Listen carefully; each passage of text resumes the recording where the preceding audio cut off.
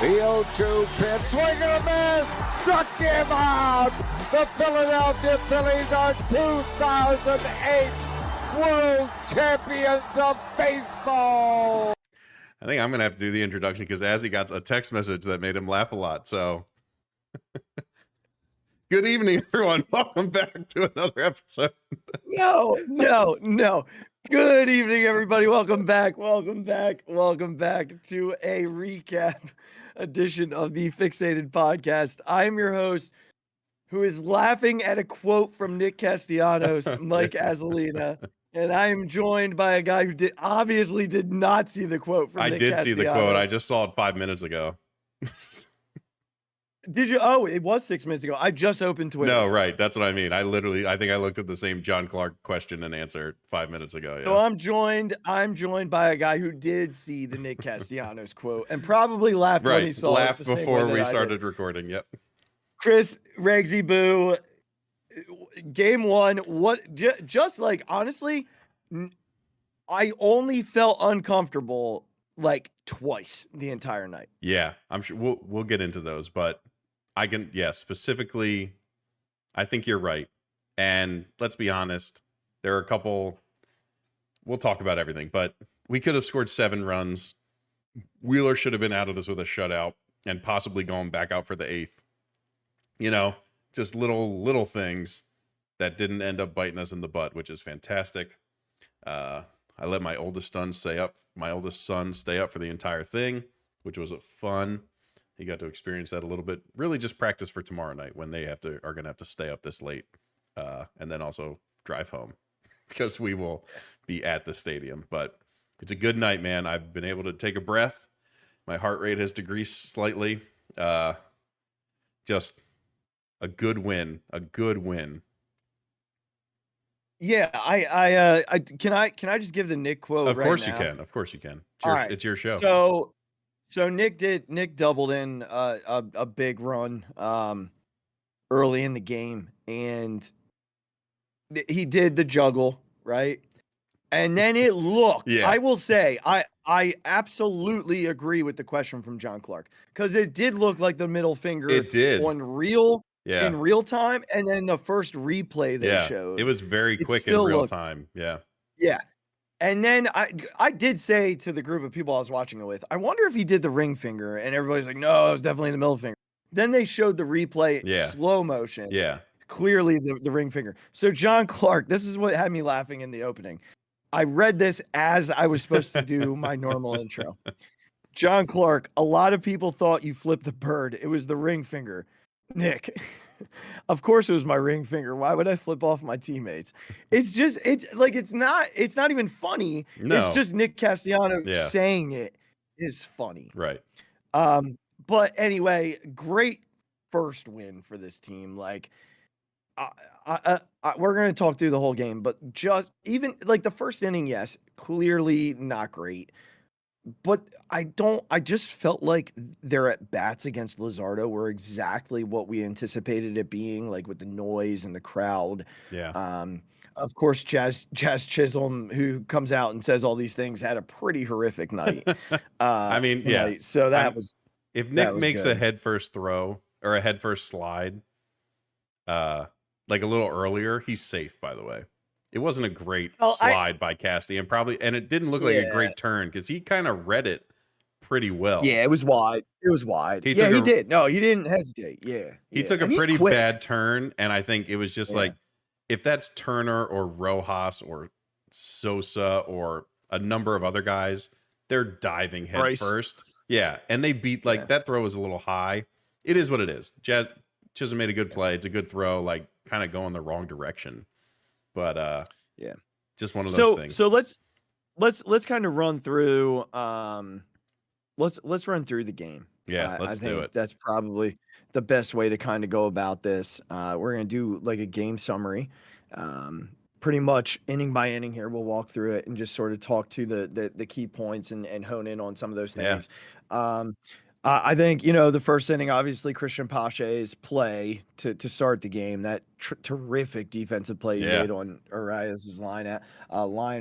Set a good tone, kept the stadium excited. Wait. Let me rewind for a second. Because I think what got the stadium truly excited was Rhys Hoskins throwing out the first pitch, which, if you listen to the Phixated pre-series podcast, was mentioned as a possibility. Yes, it was. It was mentioned as a possibility. Charlie tweeted a picture from the hospital, saying he wished he could have been there. So obviously that was a long shot, but yeah, the place went nuts. Well, and I think this was a really great job by the Phillies organization before we dive into the game, because we know that Rhys's only chance to play is a potential World Series appearance. Yep. And we know that's going to be tough. Like, we've talked about it. Yeah. But I think what the Phillies did intentionally, because he's going to Clearwater tomorrow, is give Rhys the opportunity to be in front of this crowd for sure one more time. Yeah. And I thought that was a very classy organizational move from a very classy organization. Let's just always seems to get it right. Yeah. Let's also talk about Rhys Hoskins, a guy coming off that kind of injury in a contract year where everyone is talking about Bryce Harper taking his position and him probably not coming back. He's, by all accounts, been working his absolute butt off, and now is accepting to leave the team to go to Clearwater to be ready potentially to come and get a huge pinch hit at bat in a World Series. Like, guys don't have to do that. Rhys Hoskins is at a point in his baseball career where he could very easily be like, no, I'll just stay here and like hit in the cage and, hit the machine and stay with the team. He is leaving his teammates to go to Florida to take at-bats off of actual pitchers to try and be ready for a potential World Series pinch hit, which might not even happen. So, again, if you didn't love the guy enough already, his commitment to this team and this city is undoubted and, unencroachable, I guess is a good word for it. Yeah, he's a special dude. He's a special dude. And we, he's the guy who's been here, longer than anybody else. If they should win a World Series, he should be the guy riding first. Oh my God, yeah. It's like Burl. Yeah. Like it's that story all over again. Yeah. The guy who was here the longest, the guy who was much maligned during his struggles.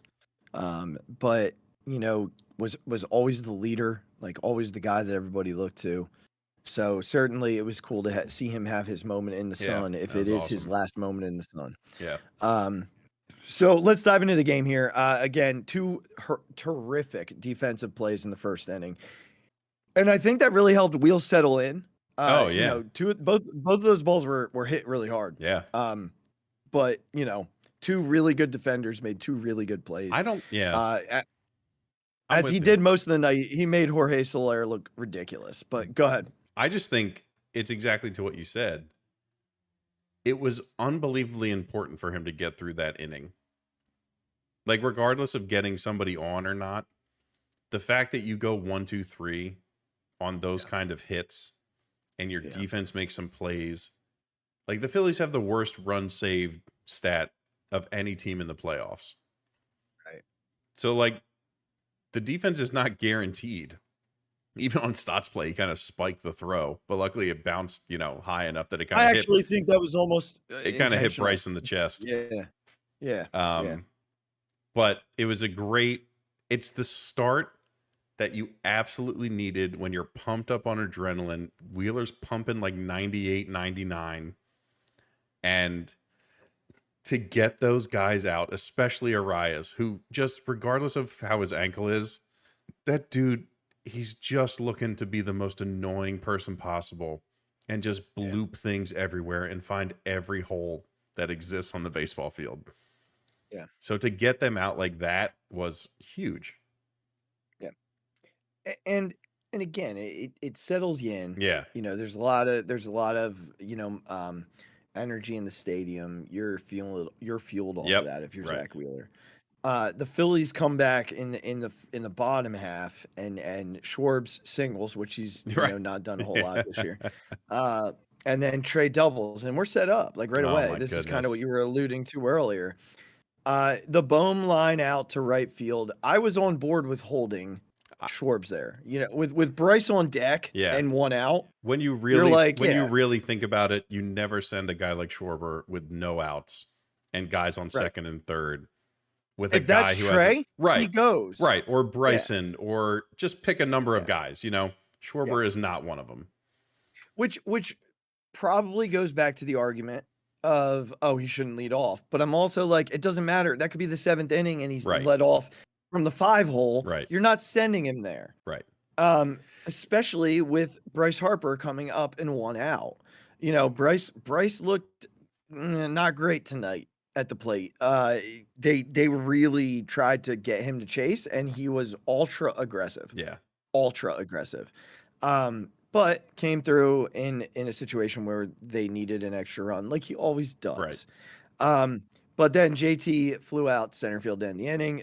Wheels kind of the next, the second inning kind of came and went, like it almost totally uneventful. Which I thought But was, but I thought it was huge. I think I texted you this. Having that happen in the bottom, not scoring a run in that situation, if he allows a run to score, the stadium, the crowd is gone. It's a whole different vibe in that stadium if a run scores in that top of the second. And not that I'm saying that I was expecting it to happen, because Wheels look great, but if something does happen even just then in the top of the second inning, that entire game changes. Yeah, and he didn't allow it to happen. The Phillies go down and ordered the following inning. Wheeler did give up a hit the next inning off of Turner's glove. Like, it didn't feel like a lot of their hits outside of Josh Bell hits tonight were like, because he just freaking kills us. Yep.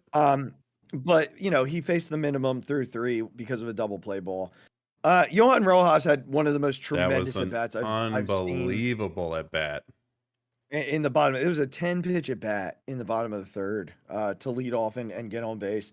And then, something that I think will be overlooked was the read he made on the wild pitch. Yeah. Because he was not far off the bag with his lead, because Luzardo being a lefty, right. And he's been picked off a few times. Like, he's not chancing that.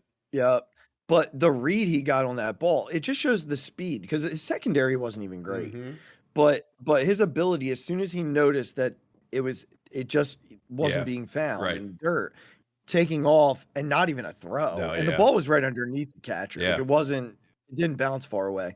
So that happening there. Yeah, Schwarb's also, like, a guy like Luzardo is a dude who's going to give Schwarber fits, because he doesn't just throw fastball slider. He adds that changeup. Changeup.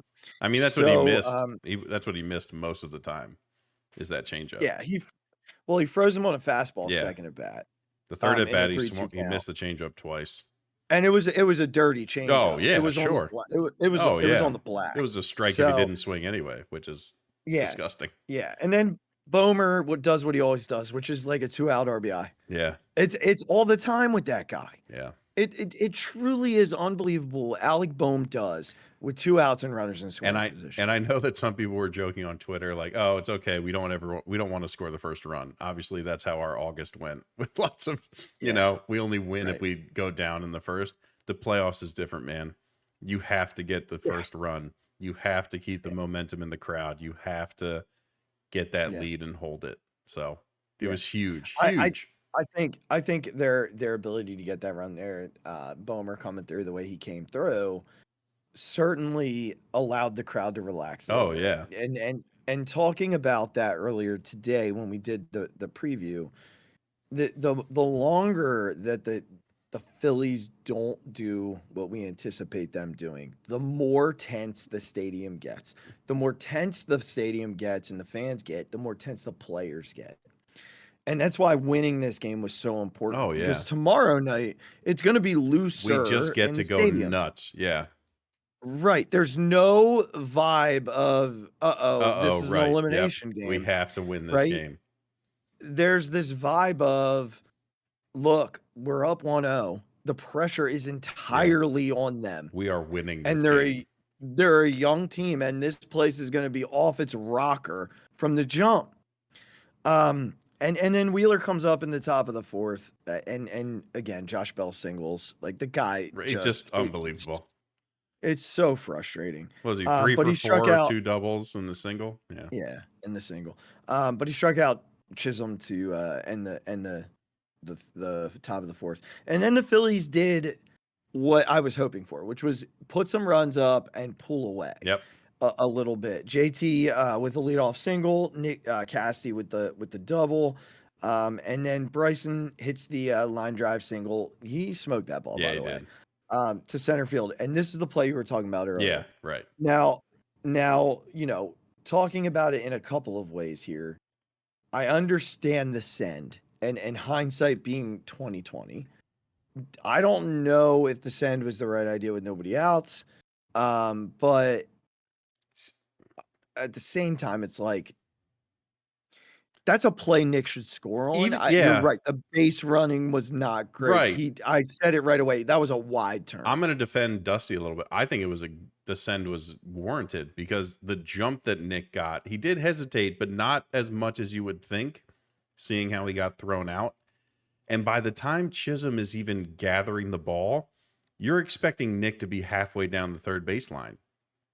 It was a terrible turn. Gather. It was a terrible turn, and he's leaning the other direction because he has to go get it. Yeah. And the way he has to square himself is he's not throwing it great. The throw is a little high. Like Nick took a bad turn and made a bad slide. Like it is what it is. And it wasn't even a clean gather from Chisholm. No. Like he sort of got it up here. I never for a second guessed the send. Yeah. I was I stood up and I was waving him. I was like, here we go. Both of them are coming in. I think for me, it was like with nobody out. Now, here's the other thing. You have Pache coming up. So if you hold him. Right. Who knows what? A strike out there, and you're in a situation. Exactly. You're in the same situation you were in the first. Right. So now, because of a wild pitch, they pulled the infield in, and Pache snuck a ball through. Now, I also believe that ball probably gets through if they're back. It seems like even if they're back, it's the run scores, so it doesn't matter. Right, up the middle like that, Bryson's scoring probably no matter what. Yeah, right. But good for Pache after looking abysmal in his first at bat. Yeah. Like he didn't even know that there was a pitcher out there. Yeah. Top of the fifth, Wheels comes out, just shuts it down. And we texted him between innings, and we were like, he needs to just close the door on this inning. This is what we talk about. I don't know if we could emphasize it enough. And it's difficult to explain if you're not a baseball person.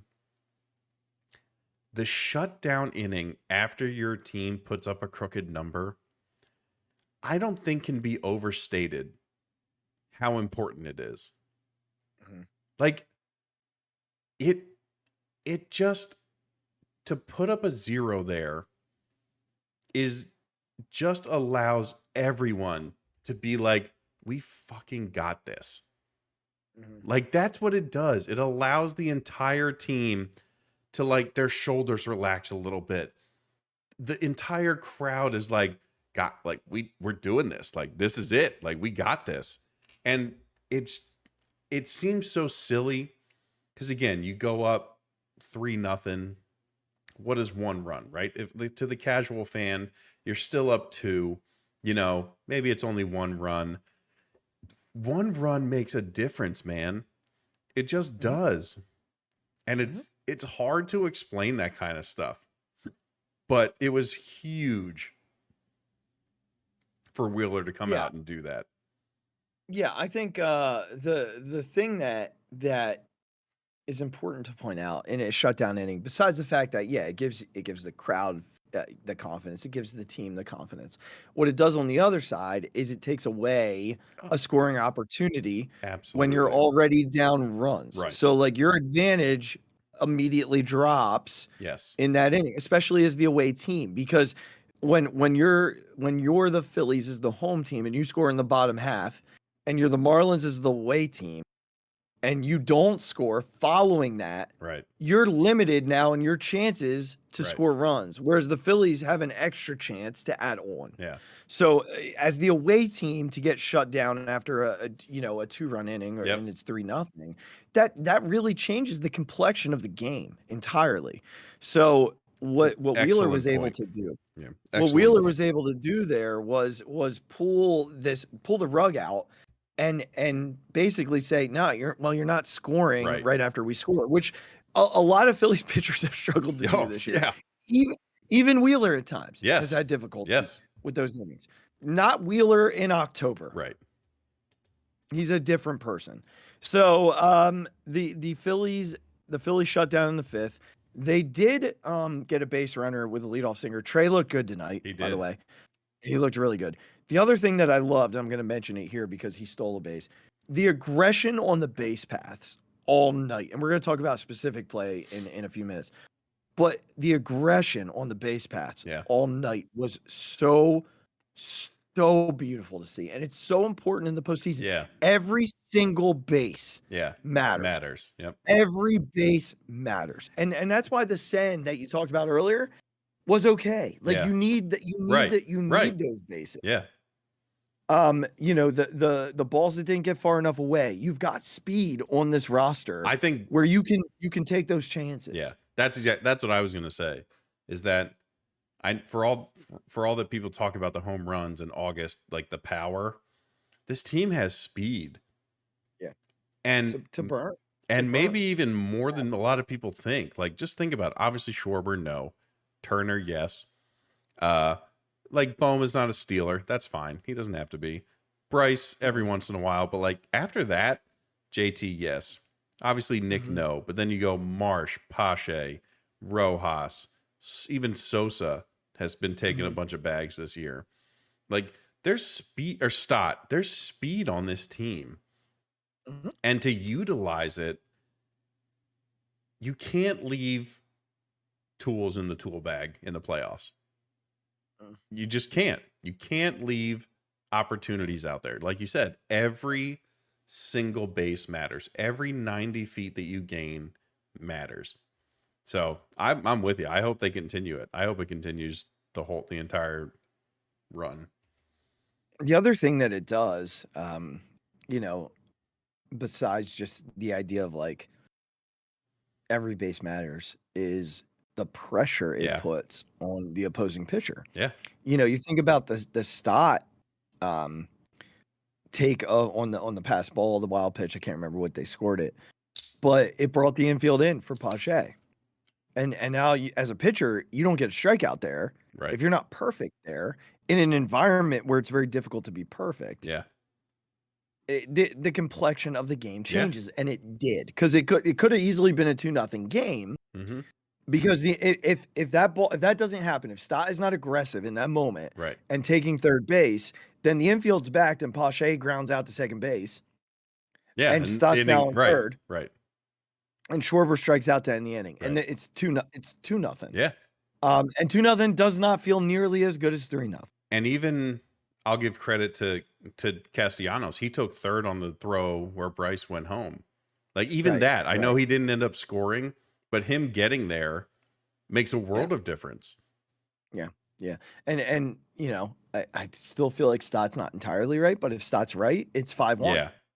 He puts a ball in play there. I mean, he got the one hit earlier, which was a huge plus off a tough lefty. Right. Right. But then they bring in that Okert guy is also very tough. Yes. He's very tough. So Phils do not score. They do not get a run across because Bryce struck out and JT grounded out. But again, Wheeler comes off in the top of the 6th and goes 1-2-3. So, it's still 3-0 at this point. The Phillies then go 1-2-3. They use Marsh during with the right-hander on the mound at that point for again, the Marlins. which is what we thought would happen.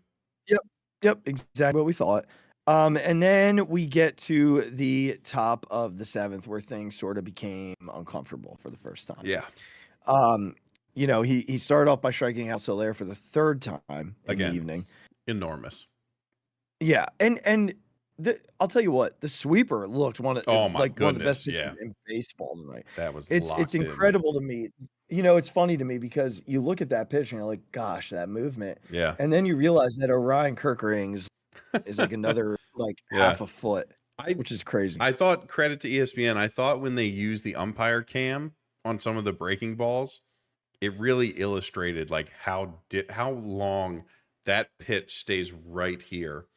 And then all of a sudden, as you go to swing, it's like, whoop, like, yeah.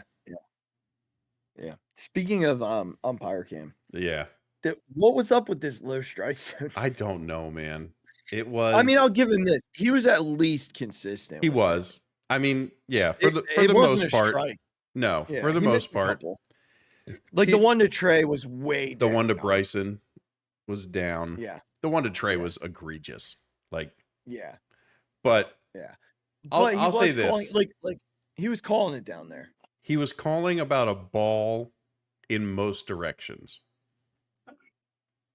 Half a ball, I think a half a ball. Well, no, a ball's fair when you look at a ball's fair. You're right. They were the bottom of the ball was touching the strike zone, but like a half a ball is that half the ball's in the zone. Like no, he was. Yes, you're right. Yeah, I agree. He was mostly consistent. I think he did miss a few. He had some tendencies. It seemed like he was very influenced by where the catcher was lining up. And if it was even off and even if it was still a strike, if JT had to go from here to here, even if it was a strike still, he wasn't calling. It was the same way with the Marlins.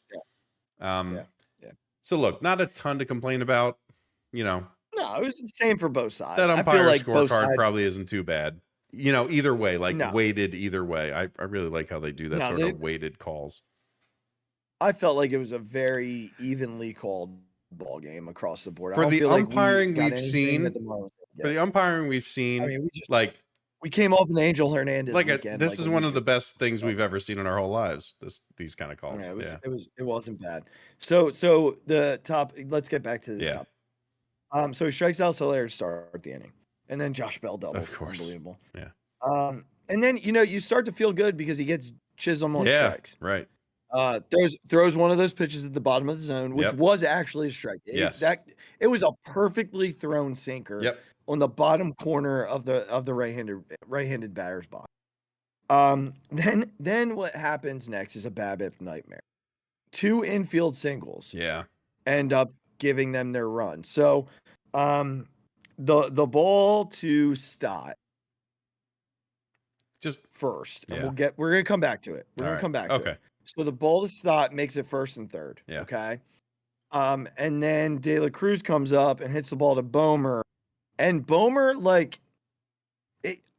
I didn't think it was even going to be that close. I thought when the ball got there, De La Cruz was going to be across first base. But it was like a half a step. It was. So Bomer, from his, he almost couldn't.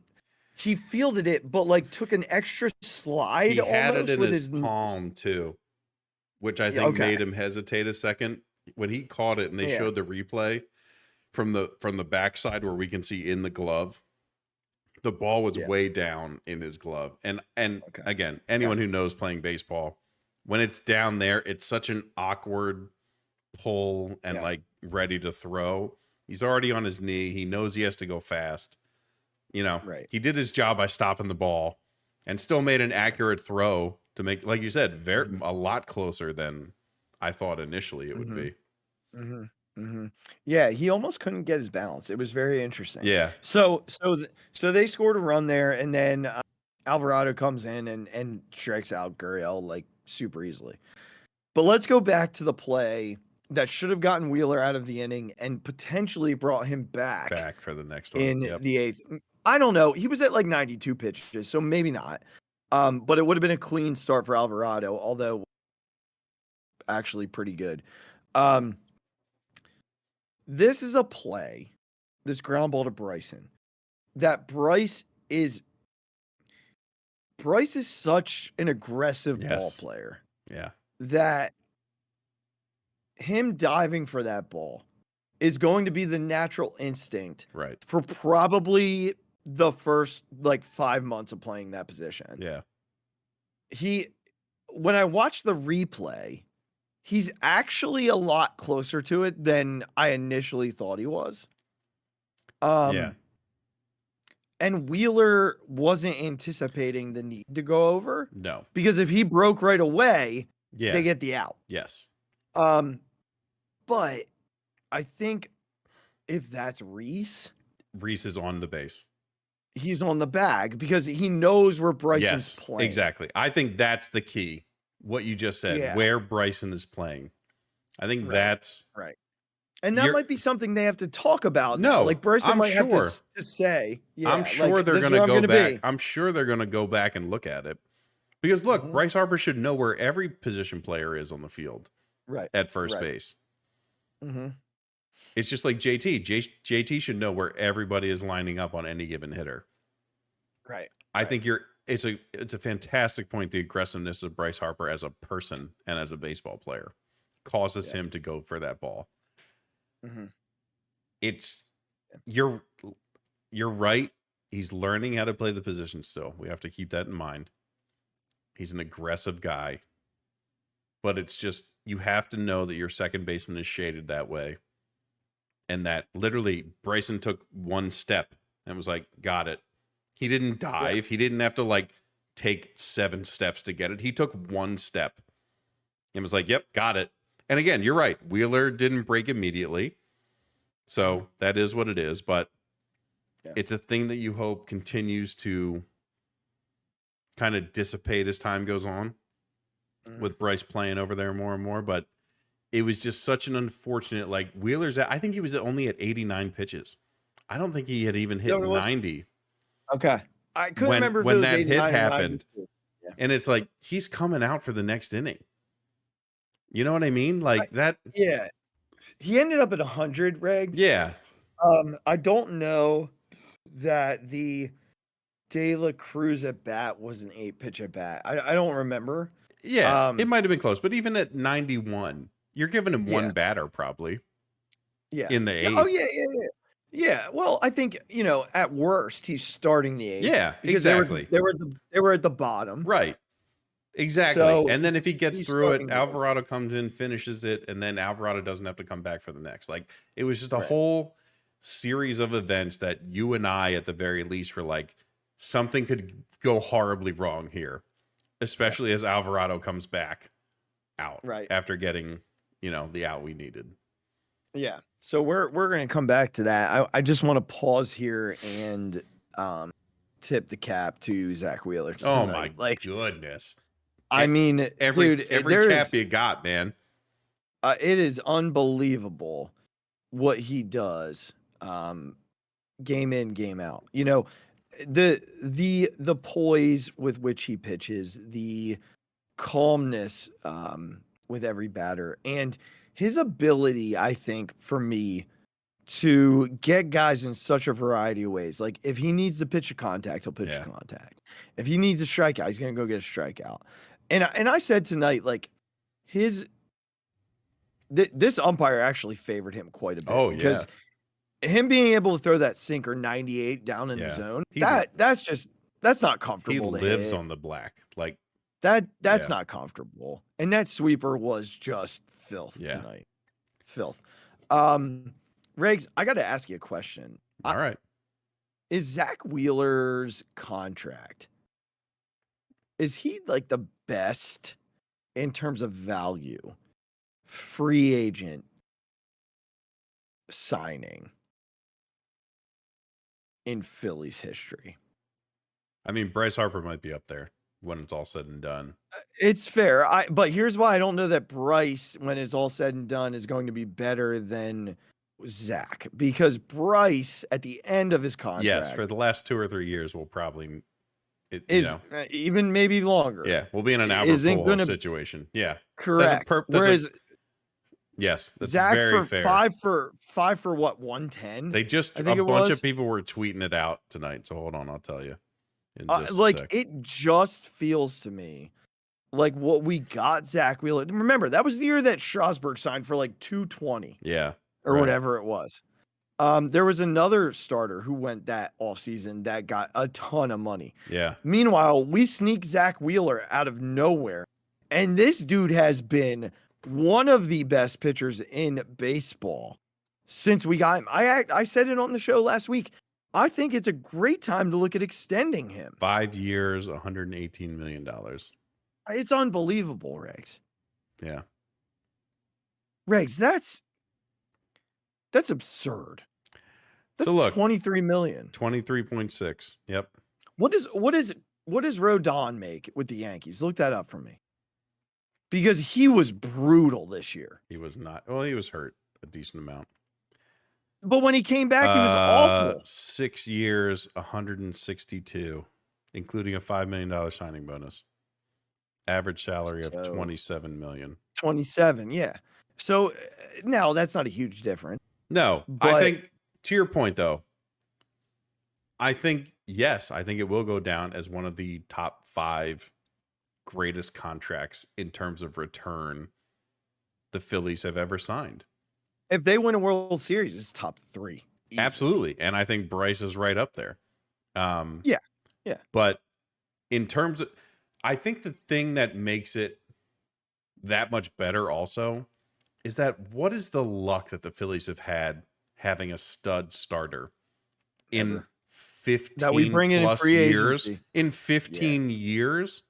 Yeah. Like, right. people don't remember Cliff Lee and Roy Halladay, like, we're closer to 20 years ago than 10 years ago. Yeah. So look, Roy Halladay obviously was an unbelievable signing. Cliff Lee, an unbelievable signing. But when you talk about the value of a guy who is a #1 starter all season, gets into the playoffs and does this kind of stuff, regardless of who you're pitching against, it doesn't make any difference. Right. To go and what it 7 innings, again, I know it's 6 2/3, but whatever. 7 innings of 1-run baseball. Like, you can't ask for anything more from your best pitcher. And it saves, like, your bullpen is intact for tomorrow. Yeah, they used 3 guys. Alvarado probably is done. He threw 15 pitches. Oh, is that it? Oh, all right. Well, yeah, he's fine then. Hoffman is fine. He threw like 6.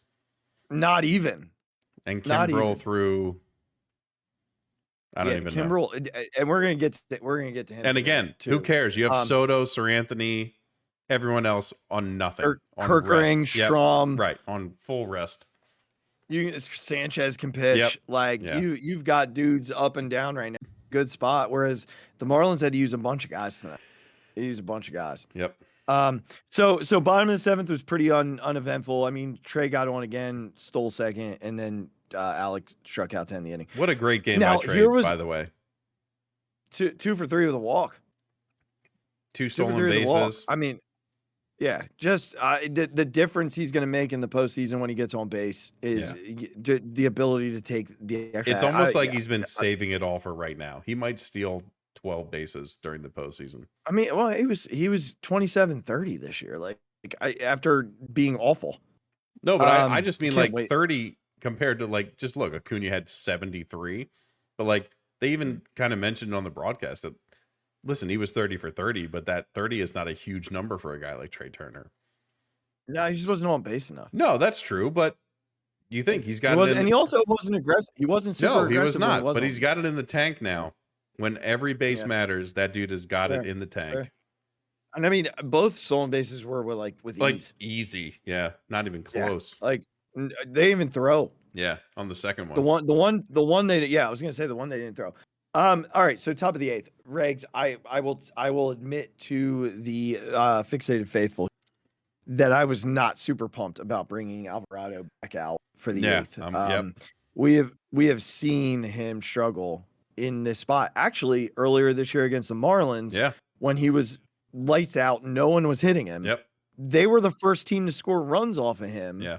When they brought him back out after bringing him out in like the 7th, they brought him in the 8th, and he couldn't get out, and actually gave up the lead and lost the game. Yep. So I was worried about this, but he goes on to strike out Birdie, gets Hampson, the pinch hitter. Like, I don't even know why you bring in a pinch hitter to face Alvarado. That just seems unfair.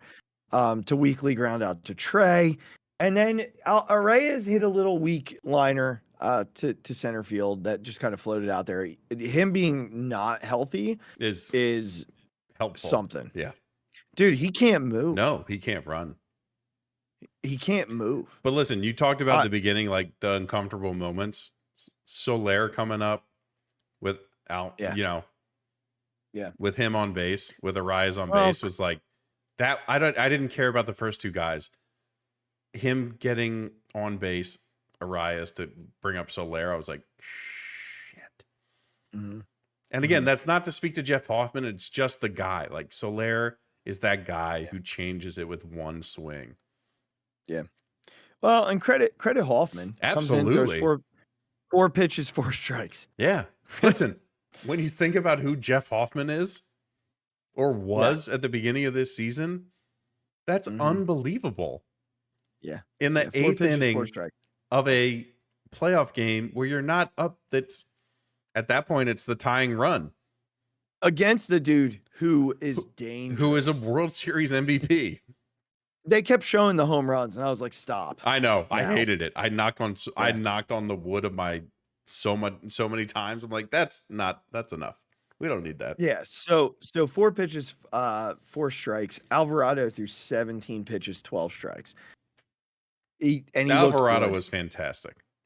Yeah, he was. Gurriel didn't, what's his name? Gurriel didn't have a chance. Yeah. Well, neither did Birdie. No. Well, yeah. That pitch to him was disgusting. Yeah, it was down and in on the black. Yeah. Yeah, well, I mean, when Jose's going well, man. It was gross. So he got the ground. Hoffman got the ground ball to Trey. He could easily flip to second because Reyes is not.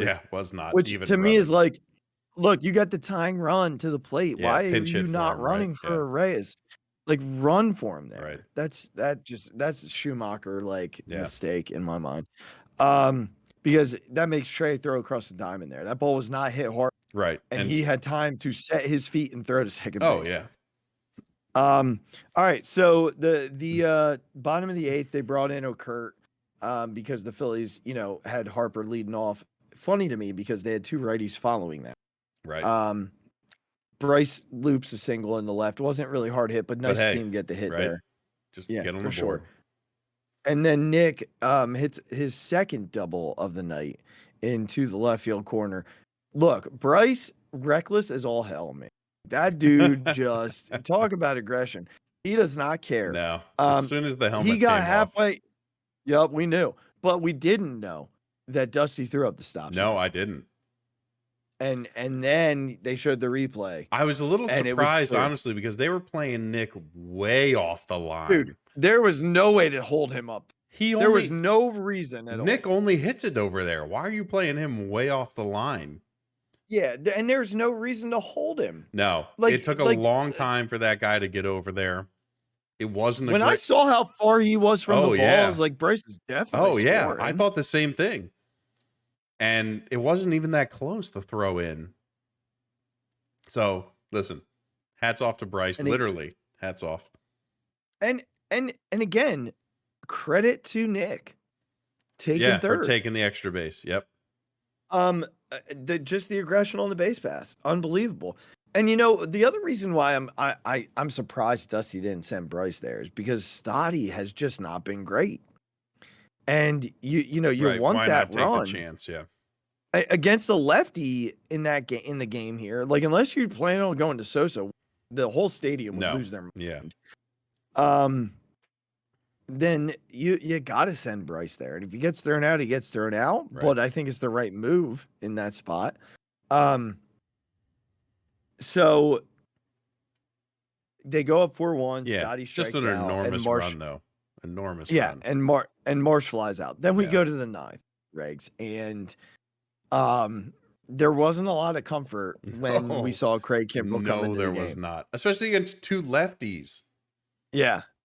Josh Bell again. Smoked a double. That Casty almost got him. He did. Can I ask you a question? Yeah, of before course. we start this. Why don't you bring in Soto to turn around Bell and Chisholm? Dude, I just think they really like Kimbrel in the ninth. But from isn't just, Bell like, a his worse experience. hitter from the right side, and Chisholm is as well? Yeah, probably.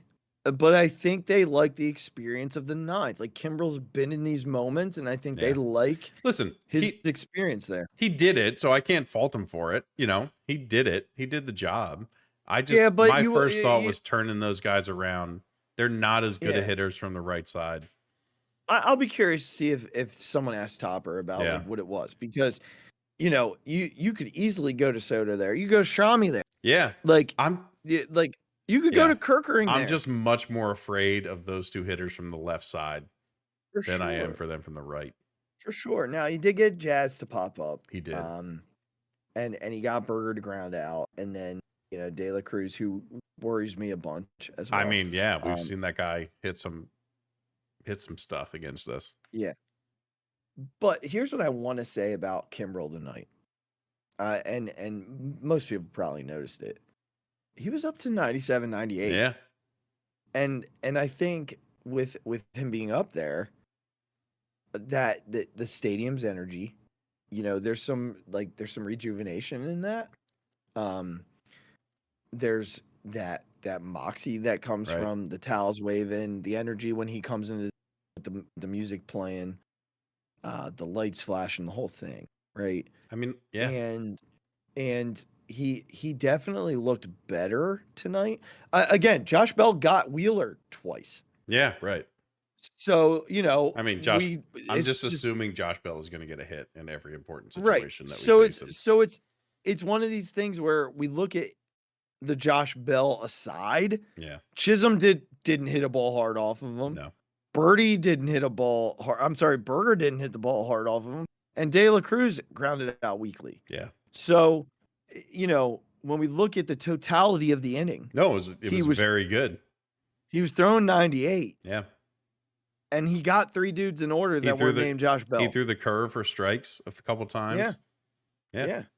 And look, I think to your point also that the rest that they were able to give him was enormous. Yeah, and you said it about Trey, and that he wasn't, emptying the tank.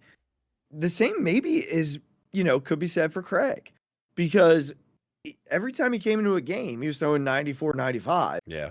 Now all of a sudden, out of nowhere, he's throwing 97. So maybe it was like, look, we're gonna get in the postseason, and I'm gonna save my juice Right. for the games that matter, and I'm gonna just go out there, and these guys know how to control what they're throwing. Oh, of course.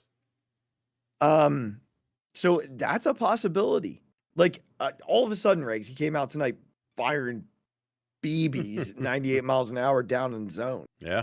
And again, aside from Josh Bell, no one touched him. Yeah. Josh Bell would freaking hit Steve Carlton in a Phillies uniform. Yeah. So, it's one of these things that, to me, I don't know, maybe Craig Kimbrel's back. I don't know. I think I completely agree with you. I don't want them to get stuck.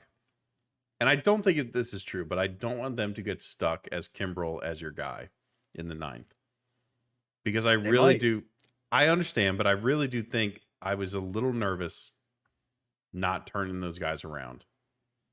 And I think for as much as Topper talks about matchups and things like that, he seems to have kind of a soft spot for like this closer thing. But he didn't last year in the postseason at all. No, you're absolutely right. I understand. And I don't know why it is for that. I don't know why it is.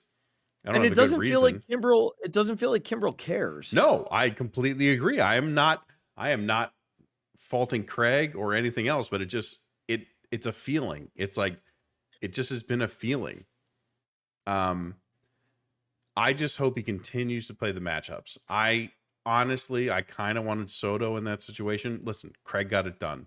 So you can't fault the man for coming in and getting the job done. Because he did. I'm looking here to see if there's any quotes. I just am hopeful that they're not stuck with that. And again, it's one game, so there's no indication that they are. But I just want them to continue to hunt the matchups and just play to every advantage that they can get. Yeah, and I think, he did that. I think the advantage of having a Kimbrel is that you can play matchup up to that point. If Kimbrel's going to be Kimbrel, then you don't have to worry Yeah. about using Alvarado in the 7th inning of a game. Yeah. You can just throw him out there and feel good, because if Craig Kimbrel's throwing 98 miles an hour, he's going to be very difficult to hit. Yeah.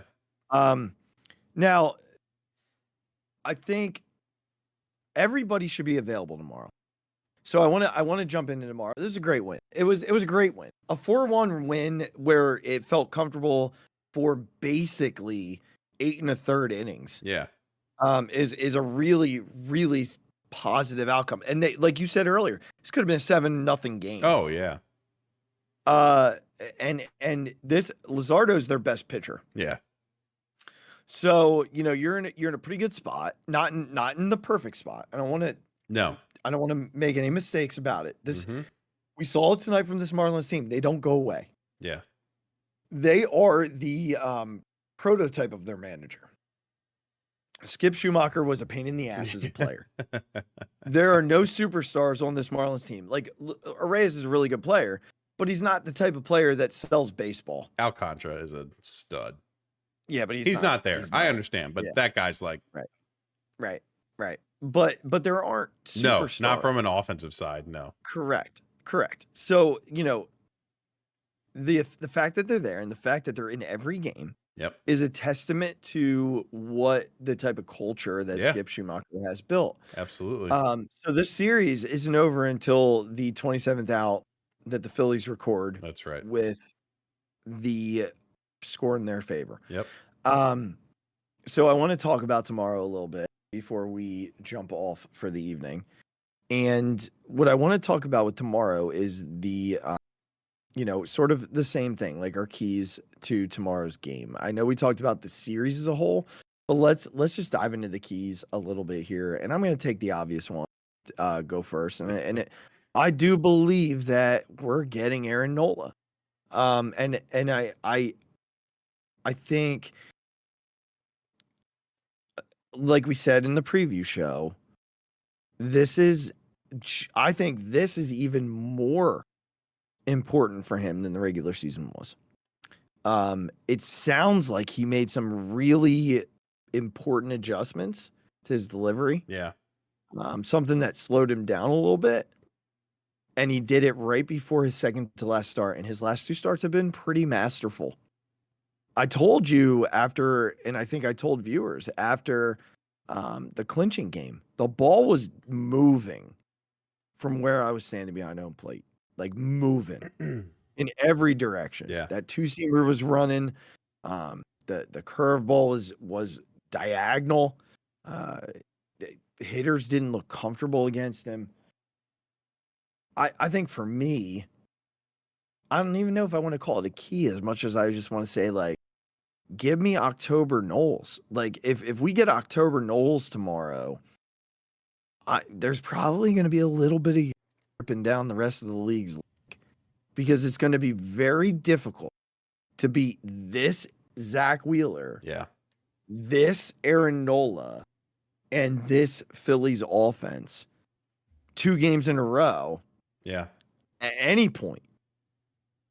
So for me, that's the, I don't want to call it a key. I just think it's going to happen. I think this Marlins team heard it tonight, and tomorrow is going to be even more because it's going. And again, if Knowles comes out in the first and can shut it down, and the Phillies come out in the first, nuts. And it's going to be hard to recover from that if you're a first-year playoff team. Yeah. Coming off of a 4-1 loss that could have been a lot worse. Yeah. And I think, that's what the stadium can do tomorrow. They can, we can really change the dynamic of the entire game. Yeah. Based off of what happens in that first inning. Yeah. No, I'm with you. I think much like your keys to the whole series, I think especially in this game, I think we talked about this. I said, we were talking about, is Aaron Nola going to be the number 2 starter? And I said, I feel the most comfortable with Aaron Nola up 1 at home, pitching in a game as the number 2. Yeah. You know how you can help that? Put up 8. Put up 9. Like, just let this dude settle into it. Let him go out and get his first inning done, and then put up 2. And then put up 2 the next inning. And then put up 3. And then just keep it piling on. This Marlins team is not prepared for this. No, that stadium's going to be If you're vicious. up 7-2, let's say Nola even gives up 2 runs. If you're up 7-2, that Marlins team is done. Yeah. Like, just do what you got to do. It happened. Let's not make the first inning a thing that happens all the time. Do your jobs, get those runs across, continue being aggressive, and this Marlins team won't know what to do with themselves. Right. Well, they get Braxton Garrett tomorrow. Yep. And I'm trying to pull up Braxton Garrett's numbers against the Phillies this year. And let me add the filter. And we'll pull that up here and see how they fared against him. Maybe. Apparently not. Apparently this wasn't the website to do it with, Regz. I got him against the entire Phillies lineup. All right. I got it too. All right. Bomer 5 for 9 off of them. Harp is 3 for 9 off of them. Yep. JT 3 for 7. Marshy's 0 for 2. Pache's 1 for 2. Sosa 4 for 10. 1 for 2. You might see him tomorrow. You might see him. I mean, look, in the totals, they're hitting 353. Yeah. 24 for 68. Yeah. 13, 4 home runs. It's not bad. You could go with, even Stoddy 1 for 3. I don't anticipate Stott not playing tomorrow. No. I do anticipate no Marshy again. Yeah, I think it worked out fine. I think for I also want to mention, like, this is not a huge deal, but like when Pache got that hit, Marshy's was losing his going mind. crazy. He's the ultimate teammate, man. They're all the ultimate teammate though. Like all of them. Yeah. They're all like when Alvarado left the game, stayed in the dugout, did his thing. Same thing for Wheeler, right? Wheeler stayed to watch Alvarado. Yeah, Get out of it. I don't know. And in the first person off the bench, whenever any pitcher leaves a game, is Taijuan Walker. Yeah, he's standing right on the stairs. Yep. That dude is right on the steps every time. Yeah. There's just something about this baseball team. The way that their relationships drive their success is a true testament to what they are, and what Topper has done. Yeah, absolutely. So I think when you look at the numbers going into tomorrow, they're definitely in a better place than they were against Jesus Lazar. Oh yeah, but that doesn't mean anything. No, the Phillies have to do their job tomorrow. They have to score runs, and Aaron Nola has to keep the ball.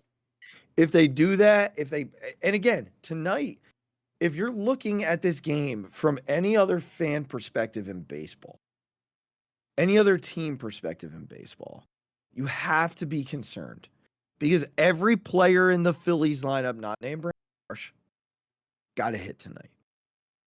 Every one of them. Yeah. Every one of them. The only guy who wasn't really like two guys are the two guys that you probably fear the most. Kyle Schwarber and Bryce Harper. Right. Like Schwarb's snuck a ground ball through the right side in the first, and then looked brutal the rest of his at bats. Bryce looked brutal his first few at bats, and then looped the ball in the left field, and then hustled his ass off to score an insurance run. Because all he cares about is lifting the damn trophy. Right. Makes no difference if he's 1 for 4 or not. Regz, I hope it's over tomorrow. It will be. I have complete confidence. Well, here's the thing. Jazz Chisholm saying that there will be no Thursday. He's going to need a Thursday. I mean, he's right. There will be no Thursday. He's going to need one. I don't think there will be. And Jazz, maybe learn from people that have come before you. like the Braves manager. Yeah. Before you call out Philadelphia, and say that your team's not worried. No. Dude, it's just loud. Yeah. It's okay as an opposing team's player or manager I mean, to say, look, we know what we're walking into. do you Like Philadelphia is Yeah. a buzzsaw. Get it. But we're going to do our best Right. to be prepared and to stay within ourselves. That, like, it's okay to say that. Yeah. You don't have to act like it doesn't exist. Acting like it doesn't exist actually probably puts you further Yeah. back and behind the eight ball than just accepting the fact that Philadelphia is a very difficult place to play baseball. Just look at the rest of the matchups that happened. The Rays had half the stadium full. 17,000 people That's it. That's criminal. in a playoff For game. how good that baseball team has been. So It's bad, criminal. Even in Milwaukee, it's not the same. Yeah, I'm actually Even in I found in Minnesota, it's not the same. I found a tweet about it, and I don't think I liked it. Now I'm mad that I didn't. Yeah, I didn't like it. That's a bad job by me. There's just a difference, man. There's yeah, a it's difference. it's what these dudes talk about. It's what that hype video is about. Ravitch Philadelphia called it is out different. in his first comment. Said this is the greatest home field advantage that exists in Major League Baseball. And it's such a compliment. Like yeah, they're gonna play the Braves, and the Braves fans, Right? Some are gonna be sitting, some are gonna be standing. Yeah. But like every single big pitch, every fan in that stadium is standing. There was actually a tweet it was a photo of Manco tonight in like the fourth inning. The line was Yeah. entirely empty. There was one of Chickies and Pete's too of the same thing. Yeah. No one was Not standing a person. Yep.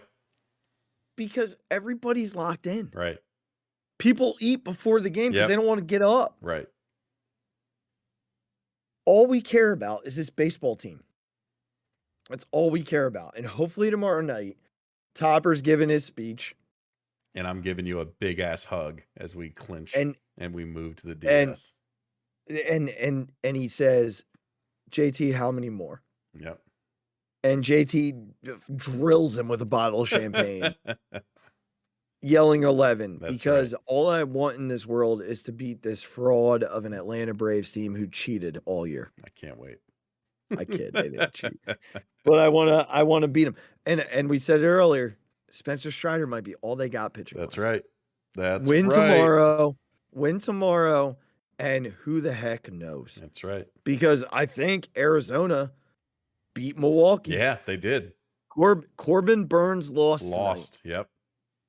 So look, who knows what could happen on the other side of that bracket? That's right. Who knows? All you got to do is keep winning baseball That's games. right. And this Phillies team can win baseball games in bunches. Yep. In bunches. And they're not afraid to go on the road, Atlanta. That's right. This was a good There was a start. po- It was a good there was a- start. There's a point this year, 12 in a row. Hey, before we go, can I read you a quote from Nick? Of course you can. It's a more serious quote that I think needs to be mentioned. Destiny Lagardo tweeted that Nick was asked about Reese, and he said that he's worn the number 17 on the side of. I didn't realize this. I Yeah, don't think me I saw it. Yeah. I was fighting back, trying not to cry. He symbolizes Philadelphia more than any of the signees that have come here after the fact. This dude is Philly. Regz, I can't tell you, like, this is a mini fixated moment. It's not going to be, it's going to be like 2 cents. I can't tell you how much of me needs Reese Hoskins to be part of a World Series championship team here. Like, I don't want him going somewhere. I need Reese Hoskins win the title here in the worst of ways. Like, I need that dude to win the World Series. Yeah. Like, he has been here through the shits of it. Yeah. To the point where remember they put him in left field? Yeah, I do. Like, he deserves to hoist that trophy more than just ride off into the sunset. Yep. Like, look, you're not coming back, bro, and we all know that. Right. But like, we need you to Yep. need you to ride off. And so let's go beat Miami tomorrow, and then we worry about what comes next when we record on Thursday. That's right. All right. That's so, folks, Regz, anything else to add? No. All right, folks, we will we'll be back tomorrow night, Thursday morning for you, and we'll be ready to bring you your post game coverage. We both believe that tomorrow night is it. We both believe that tomorrow night the Phillies will move on to the to the division round to play the Atlanta Braves starting on Saturday. And we're pretty pumped about that. So let's do the job tomorrow, boys. That's and get ourselves into the wild card round. I keep saying that, to the division round. Stuck in the wild card round. Get to the division round so that we can beat Atlanta, because I just have a feeling, Regz. So, all right, y'all, we're excited. Can't wait. Talk to you on Thursday. Until then, which is like literally 48 hours. Be good. Be kind to one another. Be kind to yourself. Take good care. Talk to you very soon. In the meantime, though, there's really only one thing to go Phils. Go Phils. Oh, Ring the damn bell. Way up there and way out of here. The Philadelphia Eagles are Super Bowl champions. Eagles fans everywhere, this is for you. The 0-2 pitch, swing and a miss, struck him out. The Philadelphia Phillies are 2008 World Champions of Baseball.